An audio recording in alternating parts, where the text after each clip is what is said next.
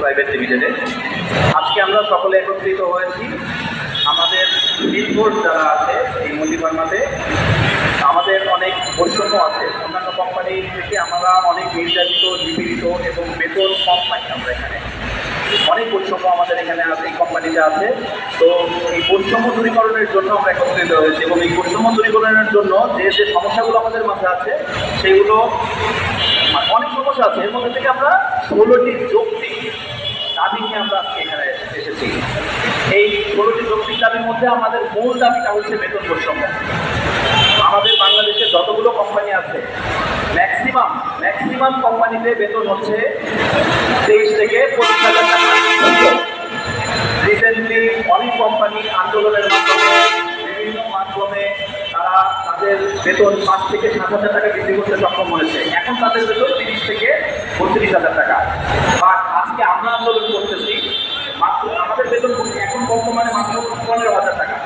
সকলে আশ্চর্য হবেন, 15,000 টাকা বেতনে আমরা এখন প্রত্যেকটা গ্রাজুয়েট ছেলে পেলে 15,000 টাকা বেতনে চাকরি করছি। এটা সম্ভব না। এই বেতনে আমাদের জীবনযাত্রা পরিচালনা করা সম্ভব না। আমাদের 23,000 টাকা বেতন করা, আমাদের বেতন হইতে হবে 23,000 টাকা মাত্র। অন্যান্য কোম্পানি যেখানে 32,000 টাকা বেতন পাচ্ছে, আমরা পাচ্ছি 15,000 টাকা। আমরা 23,000 টাকা দাবি করেছি, সেই দাবিটা কোম্পানি মেনে নিচ্ছে না। আমাদের সকাল 9:30 থেকে শুরু করে 10টা 11টা অনেক ভাইয়েরা আছেন 12টা পর্যন্ত কাজ করে। নির্দিষ্ট কোনো টাইম নেই আমাদের। আমরা এরকমও চিন্তা করি যে গার্মেন্টসেও যদি তাদের থেকে বেশি বেতন পেতাম, তাদেরও তো একটা নির্দিষ্ট সময় আছে। এক্সট্রা কাজ করলে তারা ওভার টাইম পায়। ভাই আমাদের কোনো ওভার টাইম নাই। আমরা সারাদিন ডক্টর ভিজিট করার পরে, ডক্টরদের সাথে কথা বলার পরে আমরা ফার্মেসিতে যাই অর্ডার কাটতে।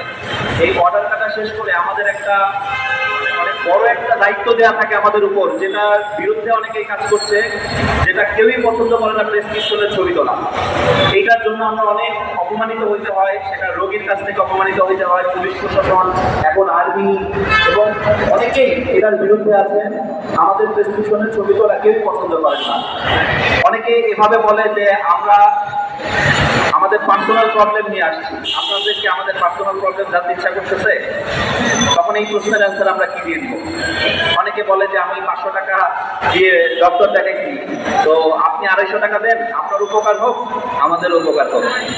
তো আরো অনেকে অনেক বাজে কথাও বলে। তো সব কিছু ফেস করে আমরা প্রেসক্রিপশনের ছবি তুলি, আমরা অফিসে পাঠাই। একদিন যদি একটু কম প্রেসক্রিপশন পাঠাই, এরপরে আমাদের নোটিশ চলে আসে, পরবর্তী দিন আমাদের চাকরি থাকবে না, ব্যাগ বা আমাদের যা যা জিনিসপত্র আছে সব কিছু অফিসে জমা দিয়ে আসতে হবে। চাকরি চুরির হুমকি দেওয়া হয় এবং বলা হয় যে প্রেসক্রিপশনের ফ্লো যদি ঠিক না থাকে আপনাদের ট্রান্সফার করে দেওয়া হবে। কোথায় ট্রান্সফার করা হবে এটা কেউ জানে না। উইদাউট নোটিসে আমাদের ট্রান্সফার করা হয়। শর্ট নোটিসের মধ্যে আমাদের ট্রান্সফার করা হয় এক ডিস্ট্রিক্ট থেকে আরেক ডিস্ট্রিক্টে। আমাদের কোম্পানিতে এই বৈষম্যটা অনেক বেশি। আমরা এটা থেকে বের হয়ে আসতে চাই। আমাদের প্রত্যেকটা ভাই এই সমস্যা থেকে বের হয়ে আসতে চাই। আমাদের বেতন বৃদ্ধি করা হোক, আমাদের যে সমস্যাগুলো আছে সেই সমস্যাগুলো থেকে আমাদের একটু ভালোভাবে স্বস্তিতে জীবনযাপন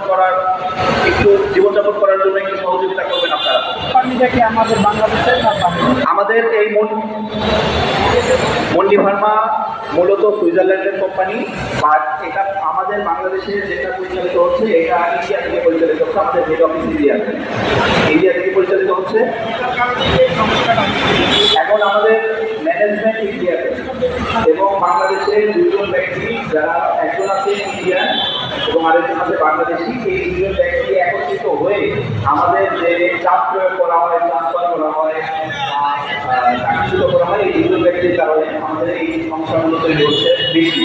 এই কারণে আমরা এই দুজন ব্যক্তির পদত্যাগ দাবি করছি। এখন হচ্ছে স্যার, আরেকজন হচ্ছে আমাদের মার্কেটিং ম্যানেজার। এই দুইজনের পদত্যাগ আমরা দাবি করছি।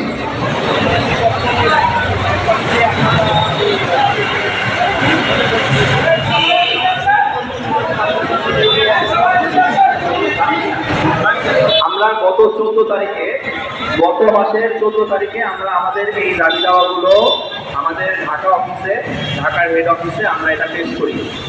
কিন্তু দাবিগুলো পেশ করার পরে আমরা সময় দিয়েছিলাম 3 দিন, যে 3 দিনের মধ্যে আমাদের দাবি দাওয়াগুলো মেনে নেওয়া হোক। কিন্তু ঢাকা অফিস থেকে বলা হয় যেহেতু মানে আমরা কোম্পানির মালিক না, এটা একটা ব্রাঞ্চ অফিস মাত্র, তো এই দাবি দাওয়াগুলো মানার জন্য দিল্লি অফিস থেকে পারমিশন লাগবে, যার জন্য সময় লাগবে 7 দিন। আমরা সকলের সম্মতি বলে আমরা 7 দিন সময় দেই। পরবর্তীতে এই 7 দিন সময় শেষ হওয়ার আগেই আমাদের জানিয়ে দেওয়া হয় এই 7 দিনের মধ্যে আমাদের পক্ষে দাবি দেওয়া মানা সম্ভব হচ্ছে না, আগামী মাসের 14 দিন আরো 20 দিন সময় তারা চায়, এই 20 দিনের মধ্যে তারা দাবি দেওয়াগুলো মানা হবে বা কোনো একটা অ্যান্সার দেবে, দাবি দেওয়া মানা হবে এরকম কোনো ক্লিয়ারেন্স বা এরকম কোনো নির্দিষ্ট কথা তারা দেখ নাই আমাদের।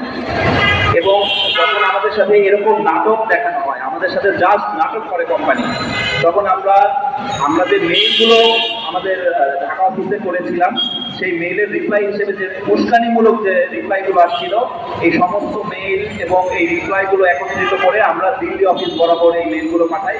কিন্তু অত্যন্ত দুঃখের বিষয়, এই মেইলের রিপ্লাই এখন পর্যন্ত আমরা পাই নাই। এটা ইন্ডিয়ান কোম্পানি, বাংলাদেশে মানে বয়কট ইন্ডিয়া নিয়ে খুব প্রচার প্রচারণা চলছে, তারপরেও আমাদের কথা হচ্ছে ইন্ডিয়ান কোম্পানি হইলেও আমরা তো এখান থেকে বেতন পাচ্ছি, আমাদের রুটির ব্যবস্থা হচ্ছে। তো আমরা এটা নিয়ে আমাদের কোনো কমপ্লেন নাই, ইন্ডিয়ান কোম্পানি বা অন্য কোনো দেশের কোম্পানি, আমাদের একটাই কথা যে আমাদের দাবি দেওয়াগুলো মানা হোক। যদি দাবি দেওয়াগুলো মানা না হয় সেক্ষেত্রে আমরা সর্বোচ্চ কর্মসূচি ঘোষণা করব এবং আমাদের পরবর্তী যে কর্মসূচিগুলো সেগুলো আমরা এখনই পেশ করছি। সবাই আমাদের পিছনে চলে আসেন, যত কলেজন আছেন সবাই আমাদের পিছনে চলে আসেন। এখন আমাদের পরবর্তী কর্মসূচি ঘোষণা করা হবে। মুন্ডি ধর্মের সকলের পক্ষ থেকে আমি পরবর্তী কর্মসূচি ঘোষণা করতেছি। আমরা আজ থেকে আমাদের কর্মস্থল থেকে কর্মবিরতিতে যেতে হচ্ছে। কর্মবিরতি শেষে আগামী 8 তারিখে আমরা আমাদের কোম্পানির গুলশানস্থ প্রধান কার্যালয়ের সামনে অবস্থান ধর্মঘট যাব এবং পরে আমরণ অনশন সহ সকল প্রকার দাবি আদায়ের আন্দোলন করব।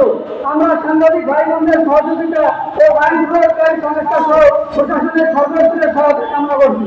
এই বলে আমাদের কর্মসূচি ঘোষণা শেষ করছি। আল্লাহ হাফেজ।